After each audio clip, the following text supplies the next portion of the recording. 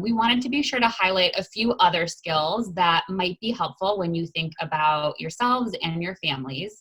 The first one here is another acronym. I know we warned you, we have a lot in our Compass world. And this one is called Halt, and it asks us to do literally what it says. So Halt stands for hungry, angry, lonely, and tired. And we often use this as a way to keep building that skill of self-awareness or knowing what's going on inside of us or what we need. So this can work for ourselves if we feel like we might notice that we're getting a little bit more irritable or short or feeling off but not knowing why. It also could be helpful if we see our children or adolescents maybe acting off or something seems to not be quite right. And the idea of this would be to pause and say, is there a small step I could take to meet one of these basic needs? The next is bored. So I work every day with adolescents, and one thing we've been hearing a lot is, I'm really tired, I'm really bored, I've watched everything on Hulu, I've talked to all my friends on House Party, I'm ready for the next thing.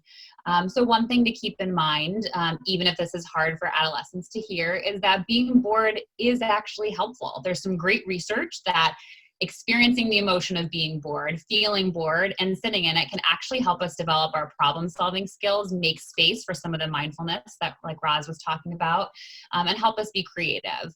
The bored skill itself is another acronym, something we can do with our students, or they can do, the children or adolescents can do on their own. Be creative is the B. O, get outside safely, obviously now.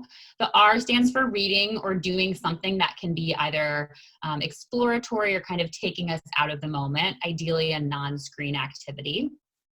E stands for exercise, so knowing that movement is really strongly connected to mental health, and a goal of 15 or 20 minutes could be something that your child or adolescent found on YouTube, could be gentle stretching, a quick walk, even around the house. And the D stands for do something for others. So thinking outside of ourselves, whether that's something kind for someone at home, maybe calling a relative, or writing a note for someone in a nursing home or hospital. The next skill is changing the channel, and we can mean this in a few different ways. I think this has felt really relevant with a lot of our teenagers knowing how much screen time is part of their routine. That again, we can have more than one channel open of the gratitude and the frustration. Can we recognize maybe we're stuck on that channel of frustration and change it to gratitude? This can be shifting our focus or our mindset. It also might mean changing our activity. So if we're noticing our adolescent is really getting stuck on their math e-learning, can they take a short break and switch to English if we know that's an area that they feel more confident? Lastly, self-care. Oftentimes I think some of our adolescents and families think of this as going to the spa or something very complicated and extravagant.